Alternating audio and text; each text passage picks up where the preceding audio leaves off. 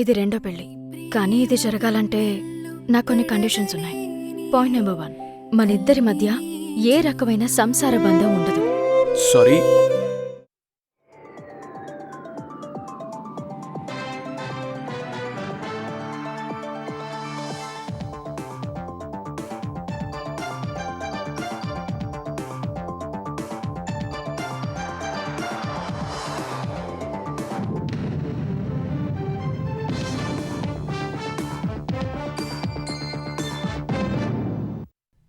నమస్కారం, ఈటీవీ న్యూస్కి స్వాగతం. ముందుగా ముఖ్యాంశాలు.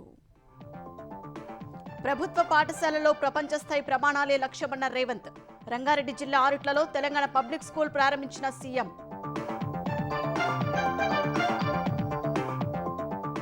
విద్యా కిట్లపై ప్రతిపక్షాలు చేస్తున్న విమర్శలను ఖండించిన ముఖ్యమంత్రి. కమిషన్లు కొల్లగొట్టిన వారే అసత్య ఆరోపణలు చేస్తారని మండిపాటు. తెలంగాణలో అన్ని వర్గాలను కాంగ్రెస్ మోసం చేస్తోందన్న బీఆర్ఎస్. మళ్లీ గెలిచే అవకాశం లేదనే మంత్రులు దోపిడీకి పాల్పడుతున్నారన్న కేటీఆర్. కృష్ణలంక పోలీస్ స్టేషన్ ఘటనపై ఏపీ సర్కార్ సీరియస్. సమగ్ర విచారణకు సీఎం ఆదేశాలు. సీఐ నాగరాజును సస్పెండ్ చేయాలని నిర్ణయం. రిషికొండ ప్యాలెస్లను ఆతిథ్య రంగానికే వాడాలన్న కేబినెట్ సబ్ కమిటీ. ప్రభుత్వమే తుది నిర్ణయం తీసుకుంటుందన్న పయ్యావుల. మెగా డిఎస్సీపై జగన్తో చర్చకు సిద్ధమన్న లోకేష్. అనుమానాలు నివృత్తి చేస్తానని ప్రకటన. ఎన్ని జన్మలెత్తినా భర్తీని ఆపలేరన్న మంత్రి. ఫ్రాన్స్లో డొనాల్డ్ ట్రంప్తో మోదీ ద్వైపాక్షిక చర్చలు. హర్ముజ్ జలసంధిని తెరవడం ప్రపంచ ఆర్థిక వ్యవస్థకు కీలకమని ప్రధాని స్పష్టీకరణ. ఇరాన్తో ఒప్పందంపై మరోసారి ట్రంప్ నర్మగర్భ వ్యాఖ్యలు. టెహ్రాన్ పద్ధతిగా వ్యవహరించకుంటే మళ్లీ బాంబులు వేస్తామంటూ హెచ్చరికలు.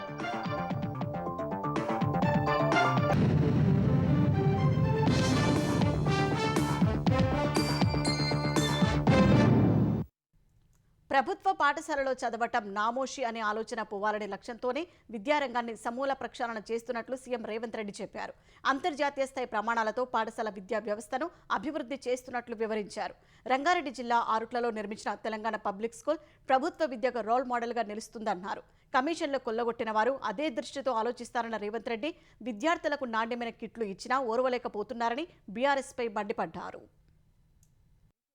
ప్రైవేటు పాఠశాలలకు ధీటుగా అన్ని సదుపాయాలతో ప్రభుత్వ విద్యను అందించాలనే లక్ష్యంతో రంగారెడ్డి జిల్లా ఆరుట్లలో నిర్మించిన తెలంగాణ పబ్లిక్ పాఠశాలను సీఎం రేవంత్ రెడ్డి ప్రారంభించారు. ఈ సందర్భంగా పిల్లలతో కలిసి అల్పాహారం తీసుకున్న ఆయన ప్రభుత్వ పాఠశాలల ద్వారా మట్టిలో మాణిక్యాలను వెలికి తీస్తామన్నారు. సర్కారు బడిలో చదవడం నామోషి అనే ఆలోచన పోవాలన్న సీఎం అందులో చదువుకున్న వారిలో ఐఏఎస్, ఐపీఎస్, సీఎంలు అయిన వాళ్లు ఉన్నారని వివరించారు. గత ప్రభుత్వం ఎస్సీ, ఎస్టీ, బీసీ, మైనారిటీ అంటూ కులానికొక స్కూల్ పెట్టి కుల వ్యవస్థను ప్రోత్సహించిందని సీఎం విమర్శించారు. కుల వ్యవస్థను నిర్మూలించేందుకే ఇంటిగ్రేటెడ్ స్కూళ్లు నిర్మిస్తున్నామని చెప్పారు.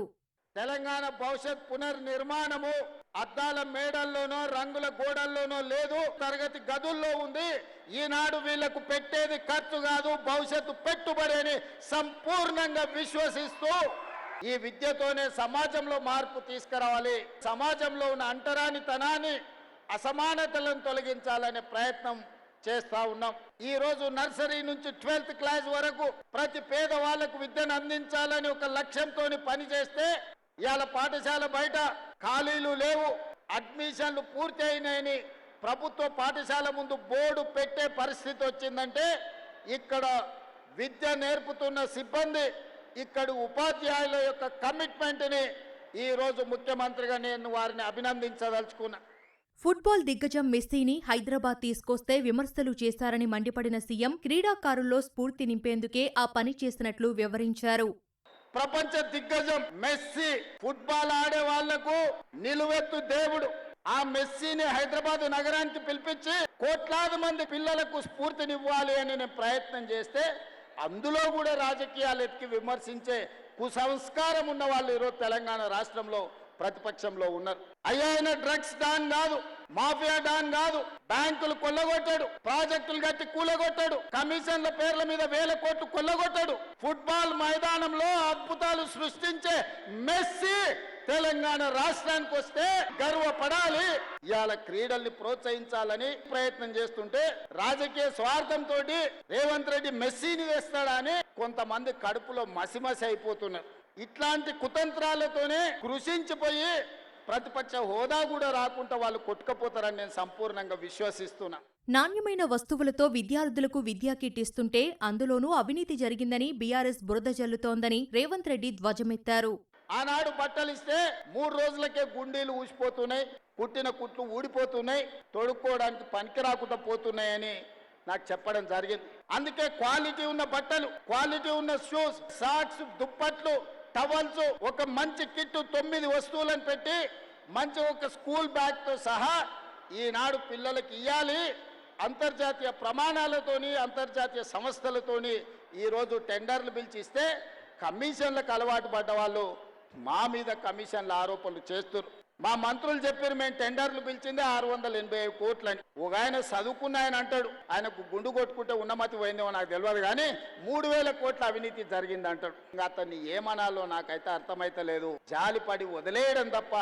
త్వరలోనే యంగ్ ఇండియా స్పోర్ట్స్ యూనివర్సిటీని ప్రారంభిస్తామన్న రేవంత్ రెడ్డి విద్యారంగంలో తెలంగాణను దేశానికి ఆదర్శంగా నిలుపుతామని పేర్కొన్నారు. తెలంగాణలో అన్ని వర్గాలను కాంగ్రెస్ ప్రభుత్వం మోసం చేస్తోందని మాజీ మంత్రి హరీష్ రావు ఆరోపించారు. ముఖ్యమంత్రి తనను ఎంత తిట్టినా ఆయన చేయాల్సిన పనుల గురించి అడుగుతూనే ఉంటారని స్పష్టం చేశారు. సిద్దిపేట జిల్లా హుస్నాబాద్లో బీఆర్ఎస్ సభ్యత్వ నమోదు, ఎస్ఐఆర్ అవగాహన సదస్సులో హరీష్ రావు పాల్గొన్నారు. సంక్షేమ పథకాల అమలుకు డబ్బులు లేవని చెప్పే ప్రభుత్వం క్యాంపు ఆఫీసు నిర్మాణం, అందాల పోటీలు, మెస్సీ ఫుట్బాల్ మ్యాచ్కు 100 కోట్లు ఖర్చు చేసిందని ఆరోపించారు. ఏమంటుండు రేవంత్ రెడ్డి, ఏమంటాడు హరీష్ రావు తాటి సెట్ లెక్క విరిగిండు అట. అసలు నువ్వు ముఖ్యమంత్రిగా నా ఎత్తుతో నీకేం పని? నువ్వు నన్ను తిట్టావని నేను ఇడిచిపెట్టానా? అసలే ఇడిచిపెట్టా. బిడ్డ ఫీజు రియంబర్స్మెంట్ ఎప్పుడు ఇస్తావని నేను నిలదీస్తూనే ఉంటా. రైతు బంధు గురించి మాట్లాడవు, రైతు బీమా గురించి మాట్లాడవు, పిల్లల ఉద్యోగాల గురించి మాట్లాడవు, సింగరేణి స్కామ్ మీద అడిగితే మాట్లాడాడు. నీ ఇనుప కంచెలకు పైసలు ఉంటాయి, బోధి పెవిలియన్ కు పైసలు ఉంటాయి. ఆడ ఫ్యూచర్ సిటీ అన్నాడు. ఆడొక సీఎం క్యాంప్ ఆఫీస్ కట్టిండు, అది ఫైనల్ బిల్లు రాదు. ఇవాళ ఇండ్లు కట్టుకున్న వాళ్ళంతా అప్పుల పాలైనటువంటి పరిస్థితి ఏర్పడ్డది. ముఖ్యమంత్రి రేవంత్ రెడ్డి తన పాలనా వైఫల్యాలను కప్పిపుచ్చుకోవడానికి కేంద్ర మంత్రి కిషన్ రెడ్డిపై నిరాధార ఆరోపణలు చేస్తున్నారని బీజేపీ తెలంగాణ అధ్యక్షుడు రామచంద్రరావు విమర్శించారు. హైదరాబాద్ మెట్రో 2వ దశ విషయంలో కేంద్రం సలహాలు పాటించకుండా తిరిగి కేంద్రంపైనే నిందలు మోపుతున్నారని మండిపడ్డారు. రేవంత్ రెడ్డి మాటలు చెప్పడంతో పాటు అబద్దాల ప్రచారంలోనూ ప్రావీణ్యం పొందారని వ్యాఖ్యానించారు. వాళ్ళ డిపిఆర్, ఫైనాన్షియల్ ఫీజిబుల్ రిపోర్టు, ఓఎండ్ఎం అంటే ఆపరేషన్ అండ్ మెయింటెనెన్స్, ఈ సంబంధించినటువంటి ఒక రిపోర్ట్స్ వారు ఇవ్వడం జరిగింది. కేంద్ర ప్రభుత్వం ఉన్నటువంటి ఒక గైడ్ లైన్స్ ప్రకారం వాళ్ళు నడిచారు కాబట్టి అక్కడ శాంక్షన్ అయ్యింది. ఇక్కడ సొంత తెలివి యూజ్ చేసుకొని కమిషన్లకు మొత్తం కూడా ఎక్కడ దొరుకుతాయని చెప్పేసి అటువంటి లూప్ హోల్స్ పెట్టుకునే ప్రయత్నం చేశారు కాబట్టి ఇక్కడ డిలే అవుతుంది. It is only a delay because of your failure. ఓఎండ్ఎం ఫస్ట్గా మీరు చూసుకోండి, మీరు లోన్ రీపేమెంట్ తర్వాత చేయొచ్చు అనేటువంటి ఒక సలహా వారికి ఇచ్చిందా లేదా కేంద్ర ప్రభుత్వం ఒకసారి అడగమని రేవంత్ రెడ్డి గారిని మీరు అడగండి. కాబట్టి బీఆర్ఎస్ అప్పుడు క్లియర్ చేశారు, అహ్మదాబాద్ క్లియర్ చేశారు, ఇవన్నీ సాకు. తెలంగాణలో కాంగ్రెస్ మళ్లీ గెలవదని తెలిసి మంత్రులు విచ్చలవిడిగా దోపిడీకి పాల్పడుతున్నారని బీఆర్ఎస్ కార్యనిర్వాహక అధ్యక్షుడు కేటీఆర్ ఆరోపించారు. ఖమ్మం జిల్లా పాలేరు నియోజకవర్గంలో ఎస్ఐఆర్పై అవగాహన కార్యక్రమంలో పాల్గొన్న ఆయన జిల్లా మంత్రులపై విమర్శలు గుప్పించారు. ముష్కరుల పాలనలో తెలంగాణ విలవిల్లాడుతోందని కేటీఆర్ వ్యాఖ్యానించారు. పుష్కర కాలం నీళ్లతో, నిధులతో, సంక్షేమ పథకాలతో రైతు కన్నీరు లేకుండా పుష్కలంగా మరి పంటలతో విలసిల్లిన తెలంగాణ ఇవాళ ఈ ముష్కరుల పాలనలో ఇబ్బందుల పాలయ్యింది. ఒకవైపు రాష్ట్ర రెవెన్యూ మాత్రం పడిపోతా ఉన్నది, కానీ రెవెన్యూ మంత్రి గారి అవినీతి సామ్రాజ్యం మాత్రం 100,000 రెట్లు పెరిగిపోతా ఉన్నది. వ్యవసాయం సంక్షోభంలోకి పోతా ఉంటే వ్యవసాయ మంత్రి గారి అక్రమాలు మాత్రం రోజుకొక్కటి బయటకు వస్తా ఉన్నాయి. ఆర్థిక మంత్రి, డిప్యూటీ సీఎం గారి ఆదాయం, కమిషన్ల దందాలు మాత్రం జోరుగా జరుగుతా ఉన్నాయి. ముగ్గురు మొనగాళ్లు కాదు, ముగ్గురు మోసగాళ్ల నాయకత్వంలో ఖమ్మం జిల్లా దివాలా తీసే పరిస్థితి వచ్చింది. కృష్ణలంక పోలీస్ స్టేషన్ పరిధిలో సాయికృష్ణ ఘటనను ఆంధ్రప్రదేశ్ ప్రభుత్వం సీరియస్గా తీసుకుంది. కృష్ణలంక ఘటనపై సమగ్ర విచారణకు సీఎం చంద్రబాబు ఆదేశించారు. గాదె సాయికృష్ణను లాకప్లోనే కొట్టి చంపారనే ఆరోపణలపై ఉన్నత స్థాయి విచారణ జరిపి నిజాలు నిగ్గు తేల్చాలని డీజీపీని ఆదేశించారు. సచివాలయంలో సీఎం చంద్రబాబు, ఉప ముఖ్యమంత్రి పవన్ కళ్యాణ్ దాదాపు గంటన్నర పాటు భేటీ అయ్యారు. తాజా రాజకీయ పరిణామాలపై ఇరువురి మధ్య చర్చ జరిగింది. సాయికృష్ణ అంశము చర్చకు రాగా DGP, Vijayawada CP, intelligence ADG, ఇతర ఉన్నతాధికారులను చంద్రబాబు తన కార్యాలయానికి పిలిపించారు. ఈ వ్యవహారంలో ఇప్పటికే సీఐ నాగరాజును వీఆర్కు పంపామని చంద్రబాబు, పవన్ కళ్యాణ్కు డీజీపీ వివరణ ఇచ్చారు. సీఐ నాగరాజును సస్పెండ్ చేయాలని ఉన్నతాధికారులను ఆదేశించిన సీఎం ఈ ఘటనపై సీనియర్ ఐపీఎస్తో దర్యాప్తు చేయాలని సూచించారు. తప్పు చేసినట్లు తేలితే బాధ్యులపై కఠిన చర్యలు తీసుకోవాలని తేల్చెప్పారు. విజయవాడలో సంచలనం సృష్టించిన సాయికృష్ణ ఉదంతంలో పోలీసుల తీరుపై తల్లిదండ్రులు, కుటుంబ సభ్యులు తీవ్రంగా మండిపడ్డారు. పోలీస్ స్టేషన్లో తన కుమారుడిని విచక్షణారహితంగా కొట్టి బాత్రూంలో పడేశారని తల్లి విజయలక్ష్మి కన్నీరు మున్నీరయ్యారు. తన కుమారుడు బతికి ఉంటే అప్పగించాలని, లేదంటే కనీసం అస్థికలైనా ఇవ్వాలని ఆవేదన వ్యక్తం చేశారు. నన్ను చూడండి అయ్యా, మా అబ్బాయి ఎక్కడే ఉన్నాడయ్యా, నన్ను ఎందుకు ఇన్ని రోజుల నుంచి తిప్పుతున్నారు? నా కొడుకుని తీసుకొచ్చేసి వాడు గోల్డ్ పీకేసి ఇష్టం వచ్చినట్టు ఆంబోతులాగా కొట్టి చాలా మంది ఉన్నారయ్యా, దాంట్లో 5-6 ఉన్నారు. నేను మళ్ళీ వచ్చి అయ్యా ఫోన్ అన్న ఇవ్వండి అయ్యా, నా కొడుకు ఎక్కడ ఉన్నాడు, నేను ఫోన్ చేసుకుంటానంటే ఒక్కడు కూడా సహకరించలేదయ్యా. నా పిల్లోడిని కొట్టి కింద పడేశారయ్యా, బాత్రూమ్ దగ్గర తీసుకొచ్చి. ఈ పిల్లోడు మా పిల్లోడేనా అంటే, మీ పిల్లోడు కాదు, వెళ్ళిపో, నువ్వు వెళ్ళిపో ముందు ఇక్కడి నుంచి, దాన్ని పంపించేయండి రా బయటగానే అడిగాడయ్యా. ఒక్క కొడుకు 23 ఏళ్ల కుర్రాడిని నువ్వు అతి దారుణంగా కొట్టి మూట కట్టి పక్కన మారేసి తెల్లారి తీసుకెళ్ళి నువ్వు దానం చేయటం నువ్వెవడవే? ఏ పోలీసు కూడా చట్టాన్ని తన చేతిలోకి తీసుకొని మనిషిని తీసుకొచ్చి చిత్రహింసలకు గురి చేసి, హత్య చేసి, నిర్దాక్షిణ్యంగా తీసుకెళ్లి దహనం చేసి, వాళ్ళ ఇష్టానుసారంగా అస్థికలు కూడా ఇవ్వకుండా బేరసారాలకి దిగుతూ రాజకీయాలకి, రౌడీయిజాలకి పాల్పడుతూ మా ఓడు రౌడీ అంటున్నారు, మా ఓడి మీద కేసులు ఉన్నాయంటున్నారు. అయినంత మాత్రాన తీసుకొచ్చి కాల్చి పూడి చేసే హక్కు పోలీసులకు ఎవరిచ్చారు? జగన్ గిర్ని జన్మలెత్తిన డిఎస్సీని ఆపలేరని ఆంధ్రప్రదేశ్ విద్యాశాఖ మంత్రి నారా లోకేష్ అన్నారు. డిఎస్సీని పారదర్శకంగా సుప్రీంకోర్టు మార్గదర్శకాలకు అనుగుణంగా నిర్వహించామని స్పష్టం చేశారు. డిఎస్సీపై ఎలాంటి అనుమానాలున్నా సమాధానం చెప్పేందుకు సిద్ధమన్న లోకేష్ దమ్ముంటే చర్చకు రావాలని జగన్కు సవాల్ విసిరారు. మంగళగిరిని ఆదర్శ నియోజకవర్గాన్ని తీర్చిదిద్దడమే లక్ష్యమంటూ రైల్వే వంతెన, ఇతర అభివృద్ధి కార్యక్రమాలకు శ్రీకారం చుట్టారు. నిడమరు రైల్వే వంతెన నిర్మాణ పనులకు కేంద్ర మంత్రి పెమ్మసాని చంద్రశేఖర్తో కలిసి లోకేష్ శంకుస్థాపన చేశారు. మంగళగిరిలో 1160 కోట్లతో చేపట్టిన భూగర్భ డ్రైనేజీ ప్రాజెక్టు పనులకు శంకుస్థాపన చేశారు. 2 కోట్లతో నిర్మించిన మంగళగిరి మండలం కాజా లేక్ పార్కును ప్రారంభించారు. అమరావతిని నిర్వీర్యం చేసేందుకు జగన్ వెస్ట్ బైపాస్ రోడ్డుకు రాజధానితో అనుసంధానం లేకుండా చేశారని లోకేష్ మండిపడ్డారు. త్వరలోనే అన్ని అడ్డంకులు తొలగిపోతాయని హామీ ఇచ్చారు. ఆయన చూస్తే బెంతాహే అని పేరు పెట్టాం, అంటే బెంగళూరులో ఉంటాడు, తాడేపల్లిలో ఒకరోజు, హైదరాబాద్లో మిగిలిన రోజు. అలా ఉంటే వాస్తవాలు ఎటు తెలుస్తుంది? రండి, ఫీల్డ్లో తిరగండి, వాస్తవాలు తెలుసుకోండి. ఎక్కడ అరకొర తప్పులుంటే తెలియజేయండి, సరిదిద్దుకోవడానికి ప్రభుత్వం సిద్ధంగా ఉంది. ప్రిజనరీ ఎప్పుడు ప్రిజన్ వైపు, అంటే జైలు వైపు చూస్తాడు. రౌడీలు ఉంటారు ఆయన చుట్టూ, మహిళలు తిట్టే వాళ్ళు ఉంటారు. జగన్ ఎన్ని జనంలో ఎత్తినా డిఎస్సీని ఆపలేడు రాబాయ్, ఎందుకంటే పారదర్శకంగా నడిపించా. భారతదేశ చరిత్రలోనే ఎక్కడ జరగని విధంగా మేము నోటిఫికేషన్ చేశాం. అందుకే 150 రోజుల్లో 16,000 టీచర్ పోస్టులు భర్తీ చేశాం. మళ్ళీ టెట్ ఎగ్జామ్ జరుగుతుంది, డిఎస్సీ నోటిఫికేషన్ ఇస్తాం, మళ్ళీ డిఎస్సీ ఎగ్జామ్లు జరుగుతాయి, మళ్ళీ టీచర్ అపాయింట్మెంట్లు జరుగుతాయి. ఒకే సామాజిక వర్గానికి చెందిన వాళ్ళందరికీ స్పోర్ట్స్ కోటా కింద ఇస్తానన్నారు. అబద్ధాలు చెప్పి మా పైన బురద జల్లి పారిపోతున్నారు. I'm ready for debate and discussion. Hormuz జలసంధిలో నావికుల భద్రత భారత్కు ఎంతో ముఖ్యమని ప్రధాని నరేంద్ర మోదీ అమెరికాకు స్పష్టం చేశారు. G7 సమావేశం సందర్భంగా ఫ్రాన్స్లోని ఏవియన్లో అమెరికా అధ్యక్షుడు డొనాల్డ్ ట్రంప్తో ప్రధాని మోదీ ద్వైపాక్షిక చర్చలు జరిపారు. హర్ముజ్ జలసంధిని తెరవడం ప్రపంచ ఆర్థిక వ్యవస్థకు కీలకమని ప్రధాని చెప్పారు. పశ్చిమాసియా శాంతికి కృషి చేసిన ట్రంప్ను ప్రధాని మోదీ ప్రశంసించారు. ఇటీవల హర్ముజ్లో భారత జెండా ఉన్న నౌకపై అమెరికా దాడిని పరోక్షంగా ప్రస్తావించిన మోదీ నావికుల భద్రత తమకు చాలా కీలకమన్నారు. సముద్ర మార్గాల్లో స్వేచ్ఛ నౌకాయానం ఉండాలన్నారు. వివిధ సముద్రాల్లో లక్షలాది మంది భారతీయ నావికులు పనిచేస్తున్నారన్న మోదీ వారి భద్రత కూడా అంతే ముఖ్యమన్నారు. ఇరాన్తో చేసుకునే ఒప్పందంలో నావికుల భద్రతకు భరోసా కల్పించాలని మోదీ ట్రంప్తో అన్నారు. అనంతరం మాట్లాడిన ట్రంప్ భారత నావికుల మృతి తీరని నష్టమని చెప్పారు. భారత్ నావికులపై దాడి జరిగితే తాము కాపాడతామని గుర్తు చేశారు. మోదీ నాయకుడిగా ఉన్నంతకాలం భారత్ను కాపాడతామన్నారు. నేవీ భద్రతపై భారత్తో కలిసి పనిచేస్తామన్నారు. భారత్ అమెరికా రక్షణ సంబంధాలపై ట్రంప్ హర్షం వ్యక్తం చేశారు. తాము వాణిజ్య ఒప్పందం చేసుకుంటున్నట్లు చెప్పారు. మోదీ తనకు మంచి స్నేహితుడని చెప్పిన ట్రంప్ ఈ రోజు మోదీతో సమావేశం కావడం చాలా సంతోషం కలిగించిందని చెప్పారు. एक्सेलेंसी, हम हमेशा कहते रहे हैं कि फ्रीडम ऑफ नेविगेशन सुनिश्चित होना चाहिए और इस पर हम सब ने मिलकर के बल देना चाहिए। एक्सेलेंसी, आप जानते हैं कि मैरीटाइम ट्रेड की दुनिया में भारत के लाखों सी फेरर्स आज दुनिया के अलग अलग समुद्र में अपनी सेवाएं दे रहे हैं, विश्व की प्रगति में बहुत बड़ा योगदान दे रहे हैं और मैं समझता हूं कि उनकी सुरक्षा भी उतना ही महत्वपूर्ण है। एक्सेलेंसी, समझौते के लिए शांति के प्रयासों में आपने भरपूर प्रयास किया है।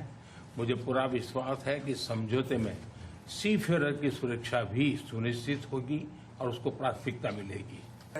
He's a killer. He's as tough as they come, but he looks so good, so he gets you by surprise. But there's few people like this. People say he's such a nice man. I said no, he's very tough. He's a tough trader, and he loves the Indian people, but he also loves the USA. I think India plays a big role in everything. As long as he's the leader, India's going to play a big role. Well, I said it. As long as I'm president, we have a great. They have a great friend in the White House. వాణిజ్యం, పెట్టుబడులు తదితర రంగాల ద్వైపాక్షిక సహకారాన్ని పెంపొందించడంపై German chancellor Friedrich Merz, దక్షిణ Korea అధ్యక్షుడు లీ జే-మ్యూంగ్లతో ప్రధాని నరేంద్ర మోదీ వేర్వేరుగా చర్చలు జరిపారు. G7 సమావేశం సందర్భంగా ఫ్రాన్స్లోని ఏవియన్లో జర్మన్ ఛాన్సలర్ ఫ్రెడరిక్ మెర్జ్తో మోదీ చర్చలు జరిపారు. పశ్చిమాసియా, రష్యా ఉక్రెయిన్ వివాదంపై ఇరువురు తమ అభిప్రాయాలను పంచుకున్నారు. వాణిజ్యం, పెట్టుబడులు, సర్క్యులర్ ఎకానమీ, రక్షణ, ఐటీ రంగాల్లో ద్వైపాక్షిక సహకారాన్ని మరింత బలోపేతం చేయవచ్చనే అవకాశాలపై మెర్జ్తో చర్చించినట్లు మోదీ ఎక్స్లో పోస్ట్ చేశారు. భారత్ 6 స్టెల్త్ జలాంతర్గాములను కొనుగోలు చేసే అంశంపై జర్మన్ సంస్థ థిస్సెన్ గ్రూప్ మెరైన్ సిస్టమ్స్తో ధరపై చర్చిస్తోంది. ఈ నేపథ్యంలో మెర్జ్తో మోదీ చర్చలు ప్రాధాన్యం సంతరించుకున్నాయి. దక్షిణ కొరియా అధ్యక్షుడు లీ జే-మ్యూంగ్తో కూడా ప్రధాని మోదీ ప్రత్యేకంగా సమావేశమయ్యారు. లీ జే-మ్యూంగ్తో అర్థవంతమైన చర్చలు జరిపినట్లు మోదీ ఎక్స్లో పోస్ట్ చేశారు. ఇరు దేశాలు వాణిజ్యం, వ్యాపారంలోనే కాకుండా వివిధ హైటెక్ రంగాలలో కూడా సన్నిహితంగా సహకరించుకుంటున్నాయని ప్రధాని స్పష్టం చేశారు. ఇరాన్తో శాంతి ఒప్పందం కుదిరిందని, సంతకాలు చేయడమే మిగిలిందని, ఇక అంతా సర్దుకుంటుందని ప్రకటించిన అమెరికా అధ్యక్షుడు డొనాల్డ్ ట్రంప్ మరోసారి తన దుందుడుకు వైఖరిని చాటారు. ఇరాన్తో ఒప్పందం తనకు నచ్చకపోయినా, ఆ దేశం పద్ధతిగా ప్రవర్తించకపోయినా మళ్లీ బాంబులు వేస్తామని హెచ్చరించారు. ఇరాన్తో కుదిరిన ఒప్పందం పూర్తిగా ఖరారైందా అని అడిగిన ప్రశ్నకు అది తుది ఒప్పందం కాదని ట్రంప్ చెప్పారు. ఒక ప్రాథమిక అవగాహన ఒప్పందం మాత్రమేనని చెబుతూనే అవగాహన ఒప్పందం చాలా శక్తివంతమైందంటూ వ్యాఖ్యలు చేశారు. ఆ ఒప్పందంపై ఎవరికీ ఎక్కువగా తెలియదన్న ట్రంప్ అంతర్జాతీయ మార్కెట్లు మాత్రం జోష్లో ఉన్నాయని అన్నారు. పశ్చిమాసియా సంక్షోభాన్ని ముగించేందుకు ఇరు దేశాల మధ్య శాంతి చర్చలు జరుగుతున్న వేళ ట్రంప్ చేసిన తాజా వ్యాఖ్యలు సంచలనం సృష్టిస్తున్నాయి. గుడిసెలు లేని రాష్ట్రంగా తెలంగాణను మార్చేందుకు ప్రభుత్వం ప్రత్యేక కార్యాచరణ చేపట్టిందని రెవెన్యూ, గృహ నిర్మాణ శాఖ మంత్రి పొంగులేటి శ్రీనివాసరెడ్డి తెలిపారు. 2వ విడత ఇందిరమ్మ ఇళ్ల మంజూరు ప్రక్రియపై అధికారులతో మంత్రి వీడియో కాన్ఫరెన్స్ నిర్వహించారు. ప్రజాపాలన కార్యక్రమంలో సుమారు 75,000 మంది తాము గుడిసెలో నివసిస్తున్నామని దరఖాస్తు చేసుకున్నారని, క్షేత్రస్థాయిలో పరిశీలించి అర్హుల జాబితా సిద్ధం చేయాలన్నారు. గతంలో దరఖాస్తు చేసుకుని వారు కూడా స్థానిక ఎంపీడీఓ కార్యాలయంలో దరఖాస్తు చేసుకోవచ్చని సూచించారు. 2వ విడత ఇళ్ల మంజూరులో గుడిసెలో నివసిస్తున్న పేదలకే తొలి ప్రాధాన్యమని తెలిపారు. నియోజకవర్గానికి 2,000 చొప్పున రాష్ట్ర వ్యాప్తంగా 2.5 లక్షల ఇళ్లు మంజూరు చేసినందున లబ్ధిదారుల ఎంపిక వేగంగా, పారదర్శకంగా పూర్తి చేయాలని మంత్రి ఆదేశించారు. పేదల నివాస భద్రతను దృష్టిలో పెట్టుకుని రూఫ్ రీప్లేస్మెంట్ పథకాన్ని అమలు చేస్తున్నట్లు మంత్రి చెప్పారు. నియోజకవర్గానికి 500 చొప్పున రాష్ట్ర వ్యాప్తంగా 50,000 ఇళ్లను ఈ పథకం కింద ఎంపిక చేయనున్నట్లు వెల్లడించారు. గోడలు, పునాదులు బలంగా ఉండి పైకప్పులు, టార్పాలిన్ షీట్లు, రేకులు లేదా ప్రమాదకర పరిస్థితుల్లో ఉన్న వాటిని గుర్తించే స్లాబ్ నిర్మాణం కోసం 2 లక్షల వరకు ఆర్థిక సాయం అందించనున్నట్లు మంత్రి చెప్పారు. గృహలక్ష్మి పథకం కింద నిర్మాణాలు, మధ్యలో నిలిచిపోయిన గృహాలను గుర్తించి రూప్ అప్ గ్రేడేషన్ ద్వారా పూర్తి చేయడానికి చర్యలు తీసుకోవాలని సూచించారు. జనసేన అధినేత, ఆంధ్రప్రదేశ్ ఉప ముఖ్యమంత్రి పవన్ కళ్యాణ్ తెలంగాణలోని హనుమకొండలో పర్యటించారు. హనుమాన్ నగర్లో కిడ్నీ వ్యాధితో బాధపడుతున్న బాలుడు నిరంజన్ ఇంటికెళ్లి పరామర్శించారు. కదల్లేని స్థితిలో మంచానికే పరిమితమైన నిరంజన్ను ఆరోగ్యం ఎలా ఉందంటూ ఆప్యాయంగా పలకరించారు. నిరంజన్ ఆరోగ్య పరిస్థితిపై తల్లిదండ్రులను అడిగి వివరాలు తెలుసుకున్నారు. అనారోగ్యంతో బాధపడుతున్న నిరంజన్ పవన్ కళ్యాణ్ అభిమాని కాగా ఆయన్ని చూడాలనే కోరికను తెలుసుకున్న జనసేన కార్యకర్తలు ఆ సమాచారాన్ని పార్టీ అధినేతకు చేరవేశారు. ఫలితంగా అభిమానిని కలిసేందుకు హనుమకొండ వచ్చి నిరంజన్ను పరామర్శించారు. ప్రియమైన నిరంజన్కు ప్రేమతో అని డైరీలో పవన్ రాసి ఇచ్చారు. బాలుడి పరామర్శ అనంతరం భద్రకాళి అమ్మవారిని పవన్ కళ్యాణ్ దర్శించుకున్నారు. రిషికొండ ప్యాలెస్లను ఆతిథ్య రంగానికి ఉపయోగించాలని ఆంధ్రప్రదేశ్ మంత్రివర్గ ఉపసంఘం నిర్ణయించింది. ఈ మేరకు మంత్రుల బృందం ఇవాళ మరోసారి రిషికొండ భవనాలను పరిశీలించి అధికారులతో కలిసి తుది చర్చలు జరిపింది. ప్రభుత్వ ప్రైవేటు భాగస్వామ్యంలో ఆతిథ్య రంగానికి కేటాయించాలని ప్రాథమికంగా అభిప్రాయానికి వచ్చినట్లు మంత్రులు పయ్యావుల కేశవ్, కందుల దుర్గేష్, డోలా శ్రీబాల వీరాంజనేయ స్వామి చెప్పారు. వైసీపీ హయాంలో రిసార్ట్స్ అభివృద్ధి పేరుతో దాదాపు 450 కోట్ల ప్రజాధనాన్ని విలాసవంతమైన ప్యాలెస్ కోసం ఖర్చు చేశారని తెలిపారు. అక్కడ ఉన్న హరిత రిసార్ట్ను తొలగించి నిబంధనలకు విరుద్ధంగా కొండను తవ్వేశారని చెప్పారు. ఈ విషయంలో కోర్టులను సైతం తప్పుదారి పట్టించారని విమర్శించారు. ఈ ప్యాలెస్ను ఏం చేయాలనే అంశంపై వెబ్సైట్, మీడియా ద్వారా ప్రజల సలహాలు, అభిప్రాయాలు స్వీకరించామని తెలిపారు. ఇదివరకు రిసార్ట్గా ఉన్న ప్రాంతమైనందున రిసార్ట్గానే కొనసాగించడం ఉత్తమమని భావిస్తున్నట్లు చెప్పారు. కింది భూమిని కూడా ఇస్తే కలిపి అభివృద్ధి చేస్తామని కొందరు ముందుకొచ్చారని వెల్లడించారు. ఎవరికి లీజుకిచ్చినా అందులో ఒక బ్లాక్ను ప్రజల సందర్శనకు కూడా అనుమతి ఉండేలా నిబంధనలు పెడతామని తెలిపారు. దీనిపై ప్రభుత్వం తుది నిర్ణయం తీసుకుంటుందని చెప్పారు. ఈ నెల 21న ప్రారంభం కానున్న టీ20 లీగ్ ట్రోఫీని హైదరాబాద్ క్రికెట్ అసోసియేషన్ ఆవిష్కరించింది. ప్రఖ్యాత హుస్సేన్ సాగర్ బుద్ధుని విగ్రహం వద్ద 8 జట్ల కెప్టెన్లతో కలిసి ట్రోఫీని ఆవిష్కరించారు. ఈ కార్యక్రమంలో హెచ్సీఏ కార్యదర్శి జీవన్ రెడ్డి, టీ20 governing council chairman Agamrao, title sponsor Srinidhi university ప్రతినిధులు, HCA cricket operation head Ambati Rayudu, Hyderabad ఈ champions captain Abhirath Reddy, Rangareddy captain Tanay Thyagarajan, ఇతర జట్ల కెప్టెన్లు పాల్గొన్నారు.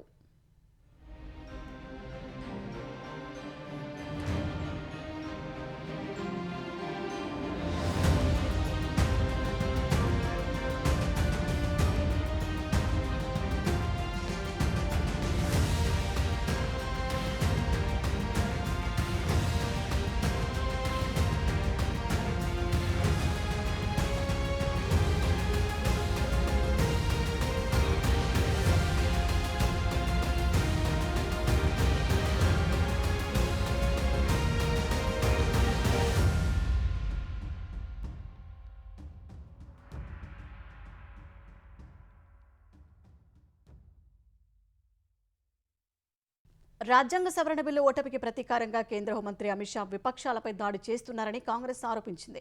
ఇదే సమయంలో ప్రజాస్వామ్యాన్ని ధ్వంసం చేస్తున్నారని విమర్శించింది. 2 ఏళ్ల క్రితం బీజేపీ వ్యతిరేక అజెండాతో ఎన్నికైన వారిని ప్రలోభాలకు గురిచేసి ఎన్డీఏ వైపు ఆకర్షిస్తున్నారని విమర్శించింది.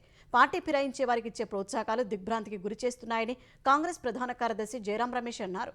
ఈ మేరకు ఎక్స్లో పోస్ట్ పెట్టారు. బెంగాల్లో టీఎంసీ ఎంపీల తిరుగుబాటు, మహారాష్ట్రలో ఉద్దవ్ వర్గం మరోసారి చేరనుందనే ప్రచారం మధ్య ఆయన ఈ వ్యాఖ్యలు చేశారు.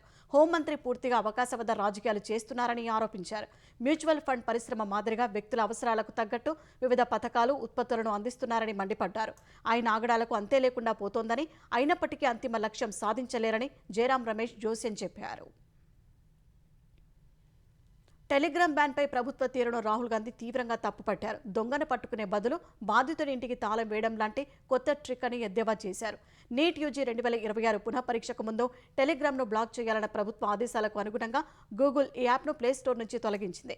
యాపిల్ యాప్ స్టోర్ నుంచి తొలగించింది. లక్షలాది మంది విద్యార్థులు ఏళ్లుగా టెలిగ్రామ్లో చదువుకుంటున్నారని రాహుల్ గాంధీ ఎక్స్లో పోస్ట్ చేశారు. ఆ సౌకర్యాన్ని లాక్కోవడం పేపర్ లీకేజీలకు పరిష్కారం ఎలా అవుతుందని ప్రశ్నించారు. టెలిగ్రామ్పై బ్యాన్ లీకులు అరికట్టే పకడ్బందీ పరిష్కారం కాదని, విద్యార్థులకు లీకు చేసే వాళ్లకు కూడా తెలుసని పేర్కొన్నారు. తదుపరి బ్యాన్ వాట్సాప్పై ఉంటుందా అని నిలదీశారు. ఈ నాటకాలు కట్టిపెట్టి విద్యార్థులపై కాకుండా లీకేజీ మాఫియాపై దాడి చేయాలని ప్రధాని మోదీకి రాహుల్ గాంధీ సూచించారు.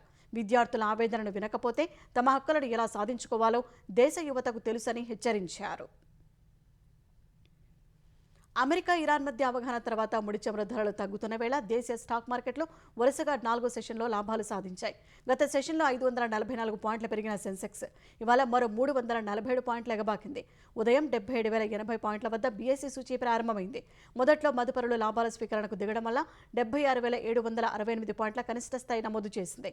తర్వాత మరోసారి కొనుగోళ్ల మద్దతుతో కోలుకున్న సెన్సెక్స్ ఒక దశలో 77,219 పాయింట్ల గరిష్ట స్థాయికి చేరింది. చివరకు 77,150 పాయింట్ల వద్ద స్థిరపడింది. జాతీయ స్టాక్ ఎక్స్చేంజ్ సూచీ నిఫ్టీ 96 పాయింట్లు పెరిగి 24,086 పాయింట్ల వద్ద ముగిసింది.